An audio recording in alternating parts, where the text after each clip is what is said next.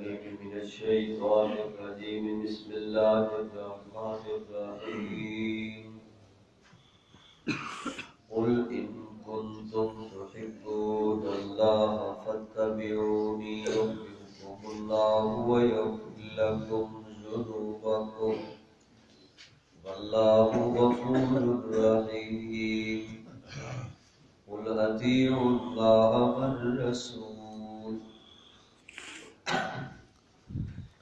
فإن تولوا فإن الله لا يحب الكافرين سبحان ربك رب العزة عما يصفون وسلام على المرسلين والحمد لله رب العالمين اللهم صل على محمد وعلى آل محمد كما صليت على إبراهيم وعلى آل إبراهيم إنك حميد مجيد اللهم بارك على محمد وعلى آل محمد كما باركت على إبراهيم وعلى آل إبراهيم إنك حميد مجيد قل إن كنتم اللہ تعالیٰ نے حضور اکرم صلی اللہ علیہ وسلم کو فرمایا کہ آپ ان لوگوں کے سامنے یوں بیان کیجئے کہ لوگوں اگر تم اللہ کی محبت چاہتے ہو تو فاتبعونی یحببکم اللہ، تو پھر میری تابعداری کرو، اللہ تعالیٰ تمہارے ساتھ محبت کریں گے، ویغفر لکم ذنوبکم، اور تمہارے گناہوں کو بھی اللہ تعالیٰ معاف فرما دیں گے، واللہ غفور الرحیم، اور اللہ تعالیٰ معاف فرمانے والے رحمت فرمانے والے ہیں۔ قل اطیعوا اللہ والرسول، پھر فرمایا اے میرے نبی آپ یوں بھی کہہ دیجئے اے لوگوں تم اللہ کی اطاعت تابعداری فرما برداری کرو اور اللہ کے رسول صلی اللہ علیہ وسلم کی بھی تابعداری کرو۔ فَإِن تَوَلَّوْا، بس اگر تم منہ پھیر لو گے، فَإِنَّ اللَّهَ لَا يُحِبُّ الْكَافِرِينَ، تو اللہ تعالیٰ کافروں سے محبت نہیں فرماتے، پھر اللہ کی محبت نصیب ہونا ناممکن ہو جائے گا۔ دنیا میں مختلف نظریات خیالات والے لوگ رہتے ہیں، اس وقت بھی اسی قسم کی بات آئی، اللہ تعالیٰ کی محبت کی بات لوگ کرتے تھے کہ اللہ رب العزت کے ساتھ ہمیں محبت ہے، ہم اللہ کی محبت کو حاصل کرتے ہیں، لیکن طریقے اپنے بنائے ہوئے تھے، سب نے اپنے خیالات بنائے ہوئے تھے، اب اس کے مطابق وہ لوگ سمجھتے تھے اب اس راستے سے ہمیں اللہ کی محبت نصیب ہوگی، چنانچہ انہیں کہا گیا کہ یہ تم اگر اللہ کی محبت چاہتے ہو تو یہ بت پرستی اور یہ سارا یہ سلسلہ پھر کیوں چلایا؟ تو وہ لوگ جواب دیتے ما نعبدهم الا لیقربونا الی اللہ زلفیٰ، ہمیں اللہ کی محبت ہے، ہم اس راستے سے اللہ کی محبت کو حاصل کرتے ہیں، ہم ان کو معبود نہیں بناتے، یہ ہمیں اللہ کے قریب کر دیتے۔ چنانچہ ایسے لوگوں کو بھی کہا گیا کہ تمہارا یہ نظریہ غلط ہے۔ اب نصارہ کو کہا گیا، یہودیوں کو کہا گیا، اب وہ لوگ کہنے لگے نحن ابناء اللہ و احباؤہ، ہم اللہ کے بیٹے ہیں اور اللہ رب العزت کے پیارے ہیں۔ اب وہ اس راستے سے اللہ کی محبت کو لے رہے تھے۔ حضور اکرم صلی اللہ علیہ وسلم نے ان کی بھی نفی فرمائی کہ اللہ کی اولاد کوئی نہیں، سارے اللہ کے بندے ہیں۔ اب کوئی نبی، کوئی ولی، کوئی دوسرے درجے کے لوگ، مختلف درجات ہیں، لیکن ہے ساری اللہ کی مخلوق۔ اللہ تعالیٰ نے سب کو پیدا کیا، اللہ کی اولاد کوئی بھی نہیں، نہ نبی اولاد ہے، نہ کوئی اور اولاد ہے، نہ فرشتے بیٹیاں ہیں، نہ کوئی اس طرح کسی اور کو کہا جا سکتا ہے۔ یہ سب تمہارے خیالات غلط ہیں، لہذا تم اس بات کو بھی چھوڑو، اس راستے سے بھی اللہ کی محبت نہیں ملے گی۔ بت پرستی سے بھی اللہ کی محبت نہیں ملے گی، اور تم دوسرا کوئی نظریہ اپناؤ، اب اس سے بھی اللہ کی محبت نہیں ملے گی۔ اب تمام راستوں کی نفی کی گئی، حضور اکرم صلی اللہ علیہ وسلم کی ہی غلامی اور اتباع کی طرف بلایا گیا کہ اس راستے پہ آؤ، اس راستے پہ چلتے ہوئے تمہیں اللہ کی محبت نصیب ہو جائے گی۔ اب اسی راستے پہ چلنا ہے، وہ کلمے کا راستہ ہے، ایمان کا راستہ ہے۔ جب تک بندہ حضور کی تابعداری نہیں کرے گا ایمان نہیں آئے گا۔ ایمان کے اندر ضروری ہے بندہ حضور اکرم صلی اللہ علیہ وسلم کی غلامی کرے، اتباع کرے، اللہ تعالیٰ ایمان نصیب کریں گے۔ اب تابعداری رسول اکرم صلی اللہ علیہ وسلم کی، اس سے اللہ کی محبت نصیب ہوگی۔ قرآن کریم میں بتایا گیا والذین آمنوا اشد حبا للہ، یہ مومن اللہ سے بہت زیادہ محبت کرتے ہیں۔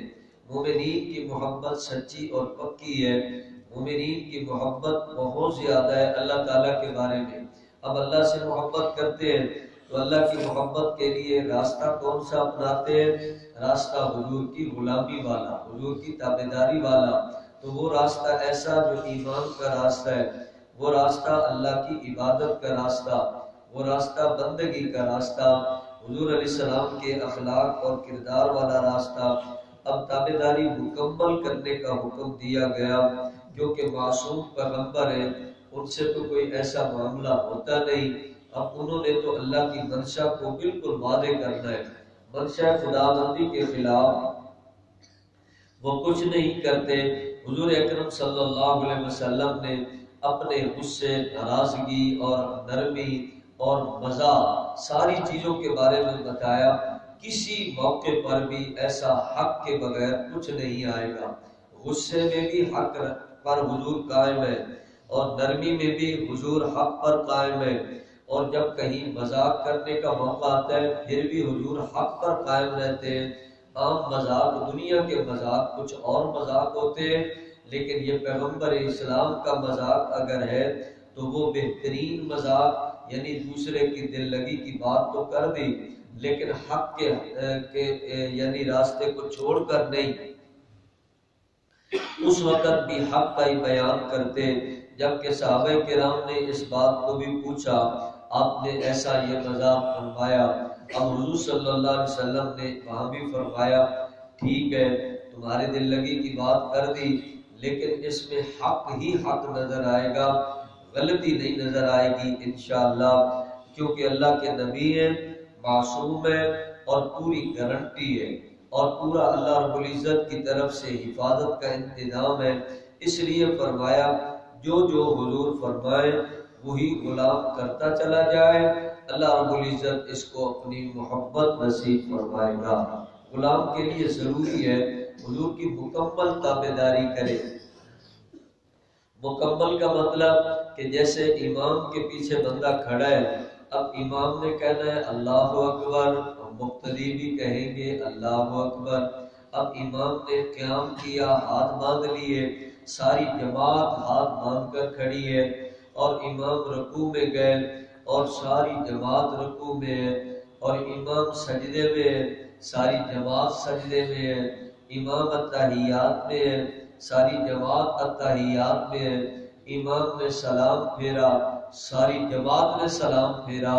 اسی طرح حضور اکرم صلی اللہ علیہ وسلم کی تابعداری ہے، ایک ایک عمل میں مکمل ان کے اشاروں کو دیکھ کر، ان کی دعاؤں کو دیکھ کر، ان کے عمل کو دیکھ کر، ان کے کردار کو دیکھ کر، اور ان کے سارے اخلاق اور انداز کو دیکھ کر، حتیٰ کہ گھر کے ماحول کو دیکھ کر اسی طرح کا ماحول بنانا ہے۔ حضور صلی اللہ علیہ وسلم نے فرمایا گھر کے اندر اچھے رہا کرو۔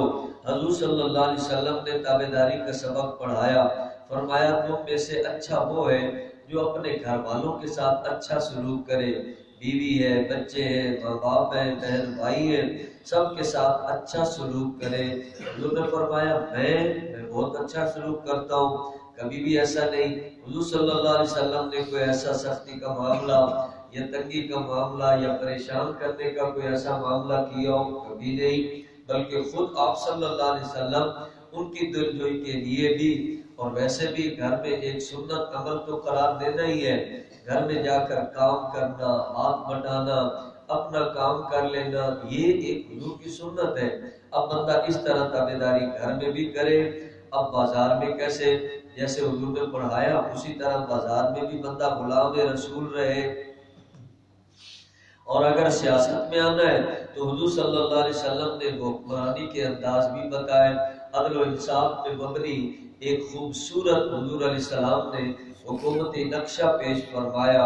اب اس طرح بندہ تابعدار بن کر چلے گا، اس میں شرافت آئے گی، دیانتداری آئے گی، سچائی ہوگی، عدل و انصاف ہوگا، کسی کے ساتھ زیادتی نہیں ہوگی۔ اب اس طرح حضور کی تابعداری اس ماحول میں بھی کرنی ہے۔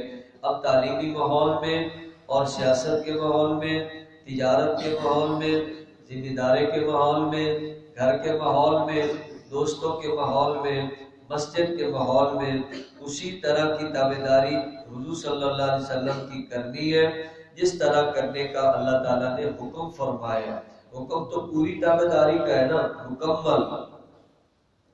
باقی تابعداری میں کیا ہوتا ہے کہ ماں باپ کی تابعداری عزت کرو، لیکن اللہ اور اس کے رسول کے حکم کے خلاف ماں باپ کہیں تو پھر تابعداری نہیں کرنی، پھر ان کی بات کو نہیں ماننا۔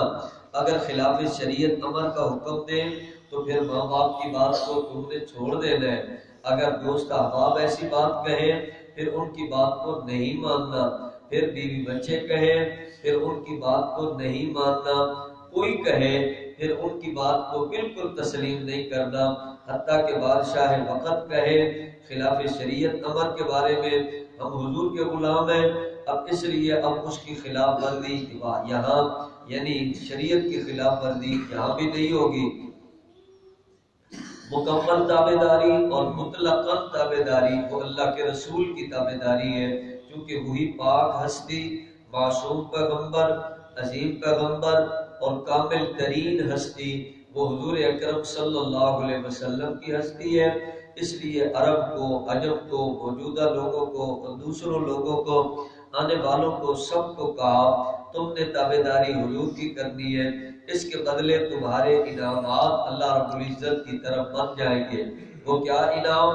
سب سے پہلا یہ انعام کہ اللہ تمہارے ساتھ محبت کریں گے، دوسرا انعام اللہ تمہارے گناہوں کو معاف فرما دیں گے۔ اللہ رب العزت معاف فرمانے والے ہیں، غفور الرحیم ہے، لیکن بندہ سنت پہ تو چلے، حضور کی تابعداری تو کرے۔ اب تابعداری ہر عمل میں کرنی ہے، اٹھنے سے لے کر کہ صبح کیسے حضور بیدار ہوئے، کیسے دعا پڑھی، کیسے جوتا پہنا، کیسے بیت الخلاء اور کیسے وضو فرمایا، کیسی عبادات کی، اس طرح غلام کرتا چلا جائے۔ اللہ رب العزت اس زندگی کو خوبصورت بنائیں گے، ایمان والی بنائیں گے۔ باقی دنیا میں خیالات لوگوں کے بدلتے رہتے ہیں، یہود و نصارہ غلط راستے پر چلاتے ہیں، تو حضور صلی اللہ علیہ وسلم نے فرمایا ان کی تم نے نقل نہیں اتارنی، تم نے ہمیشہ حضور کی تابعداری کرنی ہے، رسول اکرم صلی اللہ علیہ وسلم کی تابعداری۔ اس کے اوپر انعامات ہیں کہ حضور نے فرمایا جب تم اپنی خواہشات کو چھوڑ کر میری تابعداری کرو گے اللہ ایمان نصیب فرمائے گا۔ پھر اگلی آیت میں بھی یہی حکم دے دیا کہ تم نے اللہ اور اس کے رسول کی تابعداری کرنی ہے، وہی اللہ کی تابعداری، وہی حضور کی تابعداری۔ اب اس تابعداری کو لے کر بندہ غلامی کو لے کر چلتا رہے، اگر منہ پھیرو گے تو اللہ رب العزت پھر انکار کرنے والے کو بالکل پسند نہیں فرماتے۔ یہاں سے وہ کافر مراد نہیں، یہ انکار دوسرا ہوتا ہے کہ بندہ غلامی سے انکار کر بیٹھے، پھر اللہ کی محبت نہیں پائے گا۔ جیسے کہا گیا کہ عورت اگر نہ اپنی خاوند کی ناشکری کرے، تکفرن العشیرہ، اس کا کفر کرے، کفران کرے، انکار کرے، نعمتوں کا انکار کرے تو پھر اس کو سزا ملے گی۔ اب اسی طرح کا انکار یہ بھی کہ اللہ کے رسول کی تابعداری سے اگر یہ انکار کرتا ہے پھر اللہ کی محبت سے محروم ہو جائے گا، یہ انسان کو انعام و اکرام نہیں ملیں گے۔ ان آیات میں یہ سبق حضور کی غلامی کا پڑھا دیا گیا۔ ہر عمل میں بندہ یہ سوچا کرے اس وقت حضور کا فرمان کیسا ہے اور عمل کرنا ہے تو کیسے کرنا ہے۔ اسی طرح کرتا چلا جائے گا، بے شمار انعامات اللہ تعالیٰ عطا فرمائیں گے۔